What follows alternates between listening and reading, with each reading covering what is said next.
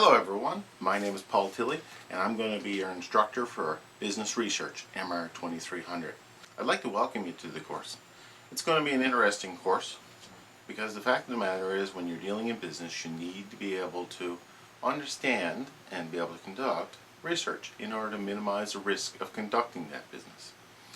This course is designed to teach you the scientific and objective methods that are used in order to gather information that can be used to make better business decisions. So, with some background that you have in business administration, marketing, statistics, and these sorts of courses, we're going to apply those concepts during this course in order to allow you to make better decisions. First, I'd like to introduce you to the major topics that we're going to be talking about in this course so that you can have an overview of what we're going to be doing. First, we're going to just introduce the basic concept of what market research is and why it's conducted. We're going to look at its value, its role, and the scientific value of it in the sense that it's not just loosely gathering information, it's very purposeful and very objective in order to create useful information.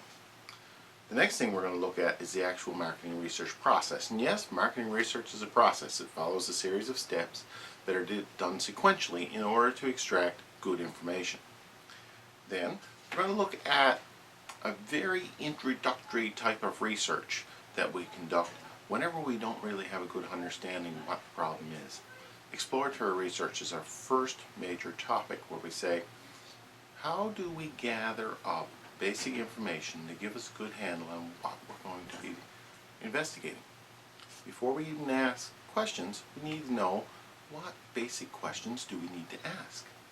Exploratory research does that. From there, we move into the gathering of secondary data. Now, secondary data is data that already exists, collected from other sources. Might be internal secondary data, stuff we've already collected for other purposes. It could be external data, stuff that other people or other organizations have collected that we can use. But we need to be able to sift through secondary data, evaluate its value, be aware of some of the challenges with it, and be able to incorporate it effectively into our overall decision process. From secondary data, we move into collecting what we call primary data, which is an original data collection that we specifically collect for the issue that we're researching. So it's the research that we do.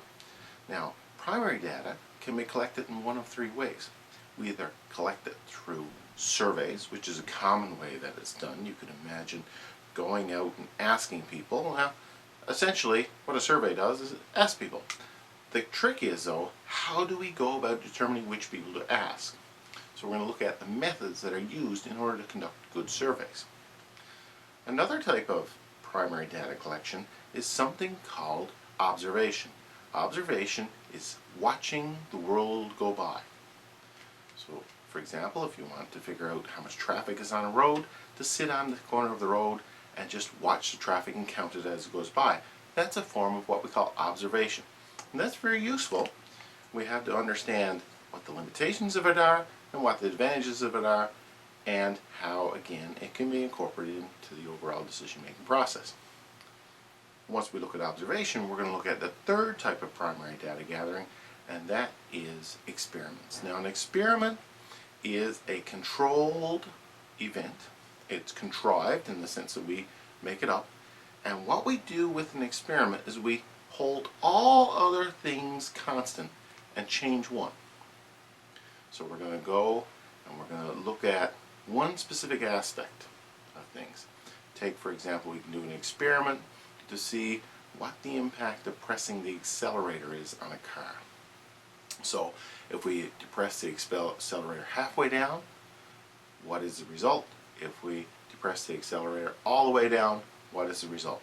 That would be an experiment.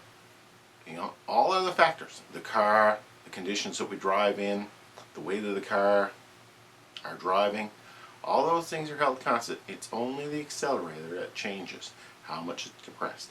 That's an example of an experiment. Now, an experiment, Again, can be very useful, often used by companies, but designing and developing good experiments are challenging. And we're going to look at some of the challenges and how we get around those challenges in experiments.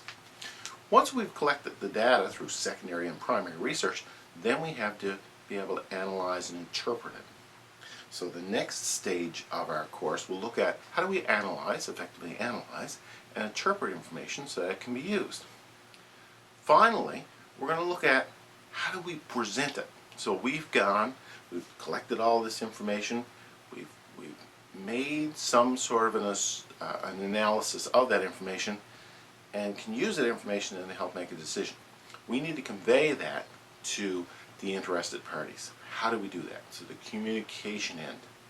So the communication end of our data collection is very important. So that's effectively what we're going to be doing in the course. We're working through this process. Now, the next part that you're going to be interested in is how is the course evaluated? That's very important. You need to be aware of how the course is evaluated. What we're looking at then is we're going to say our course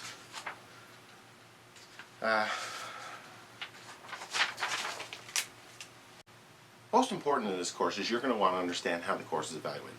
This course is effectively evaluated using 3 tools. The first tool will be a course assignment, and I'll discuss that in a second. The second and third tools will be the midterm and the final exam. Now, for the midterm and final exam, they will be a combination of objective and subjective questions, meaning that it'll be some multiple choice, half the exam will be multiple choice, and half the exam will be short answer type questions. I will give you a detailed breakdown of what's covered on the exam and the format of the exam a week or so, probably 10 days, prior to the actual midterms and prior to the actual final. That will be posted on the DLS website, and you should, from that, have a very clear understanding of what you need to study, how the exam is going to appear, and what you need to do in order to do well in the exam. With regards to the major assignment in the course, the major assignment has 3 major things. The first thing you need to do is consider what the assignment is, and I've got a detailed explanation on the DLS website with regards to the assignment. The assignment is a research project, so effectively you're going to be doing research on something that you need to be able to draw conclusions from. Now, the purpose of this is to work through the process, not to get good results.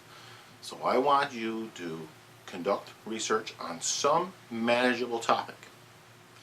And the manageable topic means it's something you can do within the period of the course, something that's not too onerous in terms of being able to collect information. My major focus is not on your results, but on how you conduct the research and how you present it. So recognizing that it won't be a full survey, the results will not be scientifically validated in the sense that you're not going to be doing thousands of surveys here, you'll be doing 20 maybe. These sorts of things, but the fact of the matter is you'll be going through a research process. That's the point of the assignment. The first thing I need you to do is to think of a topic. I've asked you to do that, and that will be the first part of that project. You will give me a 2-page proposal on what you're going to do research on. I've outlined the details and the dates that it's due in the DLS website. Please take a look there. The assignment itself is the second component, and that's due at the end of classes. You will conduct a full research project where you will take us through, in your presentation, you will take us through the research process for some given topic. The third component of that is an oral report. The oral report you will do in that last week of classes, and it will be based on your project. More details on that later. You will see the proposal's worth 10%, the project is worth 30%, and the oral report is worth 10%. So effectively, if you look at the project is worth 50% of your course mark, the midterm exam is worth 20, and the final is worth 30. So that gives you a good understanding now of how the course is evaluated and what you need to do in order to do well in the course. The last thing I want to discuss with you is the textbook for the course. The textbook for the course is called Essentials of Marketing Research. Now, there are a couple versions floating around. We've used this book for quite a few years. It's a very good book. It's not that large. There's an older edition too. Both are acceptable. Both are absolutely acceptable. This book, I must say, of all the textbooks that I've used, this is I find it to be a very good textbook. It's well written, it's well organized, there's not a lot of superfluous information in it, and it's easy to read. So this textbook is important, the DLS site is important, and these videos, every week I will be posting a new video. All information in this course will be posted in the news section of the course, and there will be a post there at least once a week. So it's very important that you come back to the course, look at what's going on. Very important you understand the dates, the importance of the dates. And finally, it's very important that you understand that I'm here to help you. If you have any questions, any concerns, anything at all, please get in contact with me. All of my contact information is on the DLS website. Don't hesitate to call. Don't hesitate to email. Don't hesitate to do anything. I will get back to you within a day. Thank you.